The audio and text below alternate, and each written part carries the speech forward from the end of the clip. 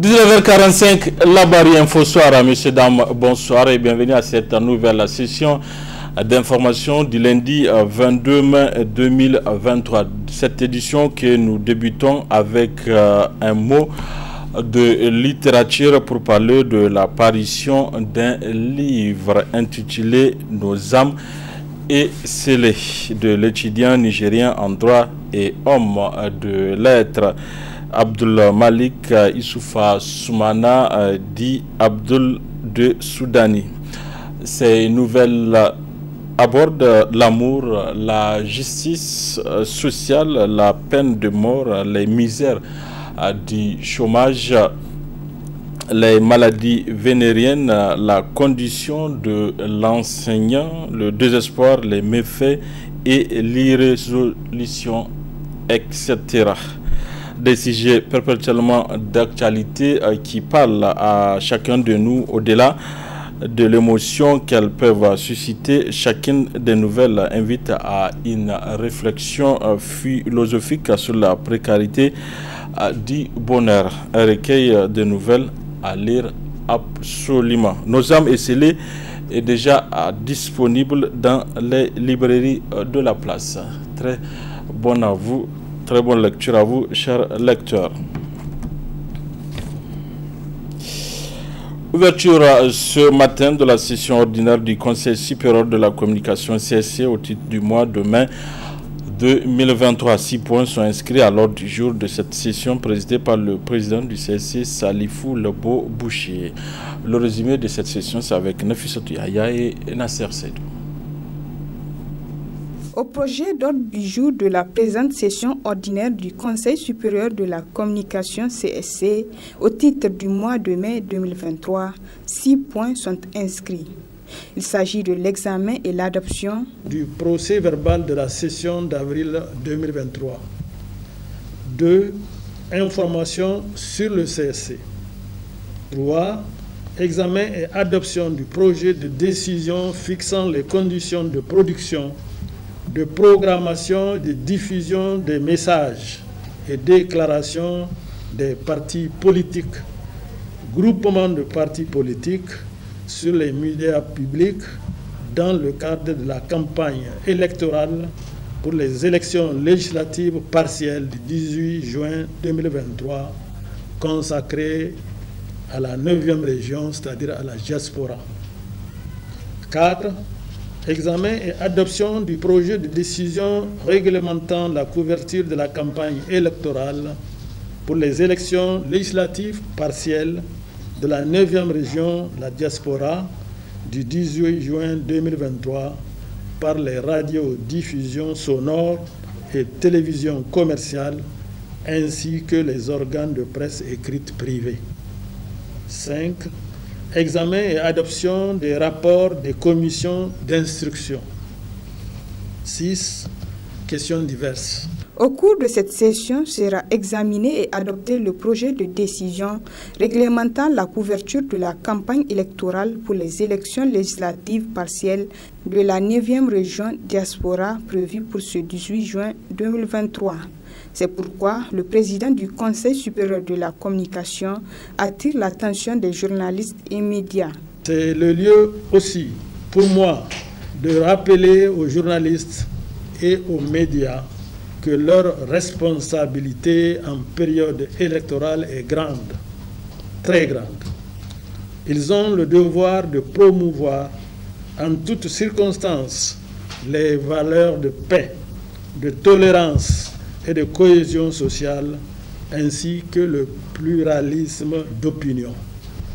Aussi, faut-il bannir ces mauvaises pratiques constatées souvent dans certains médias, tendant à bafouer les principes de la sacralité de la vie humaine et de la vie privée des personnes, en privilégiant la calomnie, la diffamation et les accusations sans fondement.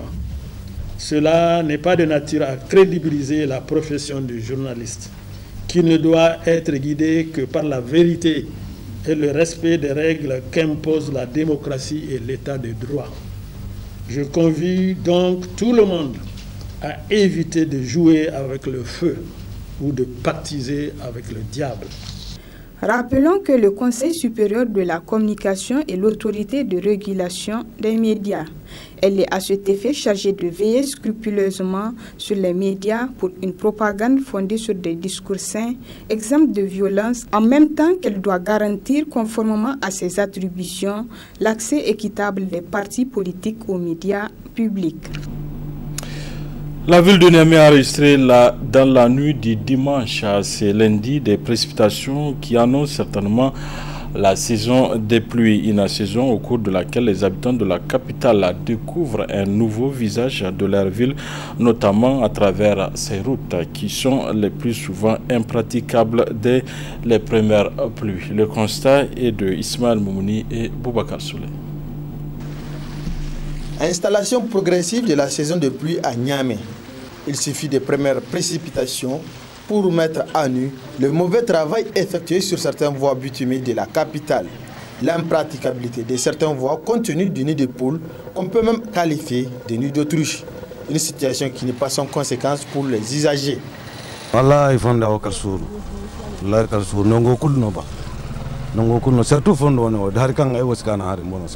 Emprunter cette voie relève d'un parcours de combattants compte tenu des nids de poules. Elle nous cause d'énormes casse-têtes. Nos voitures sont toujours en panne et même nos clients ne sont pas épargnés par ce calvaire.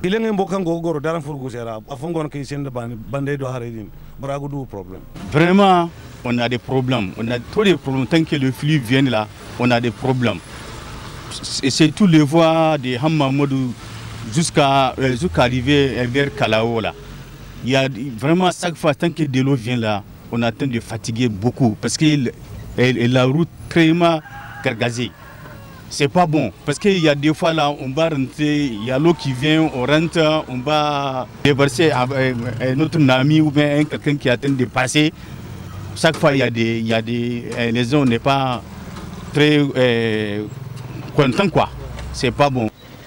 Ces derniers invitent les autorités de la ville de Niamey d'y remédier à ce problème. En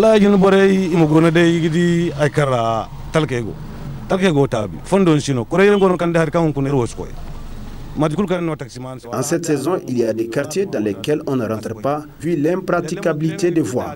De ce fait, on demande aux responsables de la ville de Niamey de nous trouver une solution à ce problème. En tant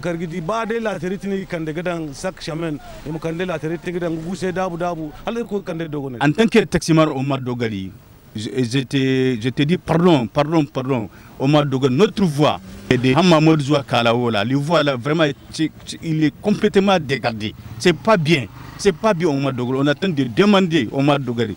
On cesse le pitié Omar Dogali, tu viens nous réparer le voie là. On attend vraiment, il y a des fatigues. La route n'est pas bien, Omar Dogali. Manque de volonté ou une équation impossible à résoudre par les responsables de la ville de Niamey. En tout cas, à chaque saison pluvieuse, c'est le même calvaire pour les usagers de certaines voies. La saison des pluies n'est pas que seulement impraticabilité de certaines voies, elle est également la saison propice au paludisme. Les femmes enceintes et les enfants sont les plus exposés à cette maladie qui endeuille nombreuses familles. Nafissa Touzakou pour le reportage. La saison hivernale rime avec ses lots de maladies. C'est le cas du paludisme qui est une maladie parasitaire causée par la piqûre d'un moustique appelé anophèle femelle. Le palud, c'est une maladie en tout cas qui a de graves conséquences sur le plan de la santé, surtout publique, chez la population générale et surtout chez les couches vulnérables, je voulais dire les enfants et les femmes surtout enceintes. Donc c'est vraiment une des premières causes de morbidité, c'est-à-dire des causes de maladies, des consultations dans nos centres de santé ici au Niger, mais aussi l'une des premières causes de décès, n'est-ce pas, dans notre pays. Comment prévenir et traiter le paludisme? Le premier aspect de la prévention, c'est l'utilisation de moustiquaires imprégnés d'insecticides à longue durée d'action, ce qu'on appelle le MILDA. Mais aussi l'autre aspect de la prévention, vous savez, comme vous l'avez dit, nous sommes en période hivernale. Qui dit période hivernale dit effectivement de l'eau qui se stagne par-ci, par-là. Et cette eau-là qui va se stagner va constituer de véritables gîtes larvaires. En fait, les gîtes larvaires, c'est un endroit où le moustique moustiques peuvent prendre leur œuf et développer effectivement d'autres moustiques et qui vont se proliférer dans la nature. Alors il faut combattre effectivement le développement de ces moustiques-là en détruisant les gîtes larvaires. Ce que la population doit retenir, dès que vous sentez un malaise, les gens connaissent évidemment la symptomatologie du paludisme, c'est des sensations fébriles, c'est des maux de tête, c'est des courbatures, c'est des myalgies, c'est des fatigues. C'est que vous ressentez ça, rendez-vous, vous allez vous rendre dans les centres de santé les plus proches. Il y a des instruments de laboratoire ou des tests de diagnostic rapide qui permettront à l'agent de santé de vérifier si réellement vous avez les palus. Il y a le traitement qui est efficace et qui est disponible dans toutes nos formations sanitaires. Les médecins appellent la population à se protéger contre le paludisme, surtout les femmes enceintes et les enfants qui sont les couches les plus vulnérables. Qui dit paludisme dit entre autres un manque d'hygiène et les riverains de l'ancienne carrière de Koubia en souffrent de cette situation, d'où un cri de cœur du président de l'association nigérienne pour le civisme et la croissance ANDC pour débarrasser cette population riveraine des tas d'ordures ménagères. Le reportage est signé Adam Soumana et Chebou Guissou. Des tas d'ordures ménagères à perte de vue au cœur d'un quartier de la capitale, il ne s'agit nullement d'un montage mais d'une triste réalité que vivent au quotidien les habitants du quartier Koubia dans le premier arrondissement de la ville de Niamey. Une situation qui n'a pas laissé indifférent le premier responsable de l'association nigérienne pour un civisme et la croissance dans le cadre de la rentrée citoyenne 2023 de sa structure a adressé une correspondance aux autorités compétentes pour attirer leur attention afin de trouver une solution en vue d'offrir un meilleur cadre de vie aux riverains de cette ancienne carrière. Nous avons estimé qu'à l'image du travail titanesque qui a été fait vers Lazare, que la ville de Niamey peut continuer en adoptant la même stratégie, la même énergie pour pouvoir mettre fin à ce état de fait qui est l'ancienne carrière de Koubia. Parce qu'aujourd'hui, c'est une question de préoccupations sanitaires et sécuritaires parce que cette carrière aujourd'hui est en plein cœur de Niamey et ça empêche quand même aux populations riveraines une vie saine.